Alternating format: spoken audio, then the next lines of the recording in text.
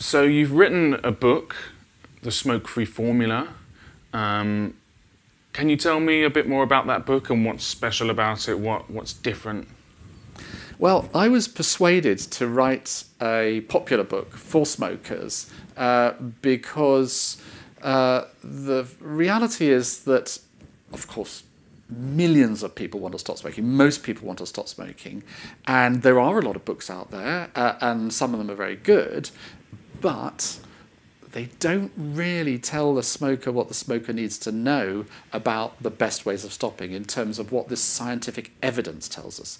So I was persuaded to write a book to try to convey to smokers what's the best way of smoking, stopping smoking, on the basis of all the evidence that's been collected over decades.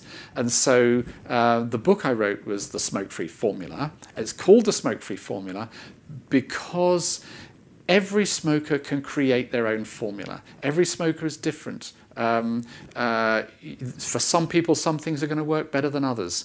But what I do is I tell you about all the different things you can try, what the evidence is for them, and then you can have a go with it. And if that doesn't work for you this time, there's always next time. And one of the really key messages in the book is that there's no such thing as a failed quit attempt.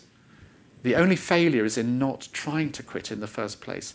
Because if you try to quit smoking, at the very least, you're going to go a certain period of time without a cigarette. That's a period of time when you didn't smoke. Okay, if you went back to smoking again, that's absolutely fine. You know, going to happen. You know, in many, many cases. What you do is you say, okay, I've learnt the lesson from that, and I'm going to have another go in due course, and I'm going to look at what's available to me, and I'm going to use the best available evidence to choose the right method for me. So that's the idea of the Smokefree Formula, and it's now been translated into, I think, a dozen or so languages. So hopefully it will start to have some impact on smokers out there, at least making sure that they're aware of what the science tells us are the best methods of stopping.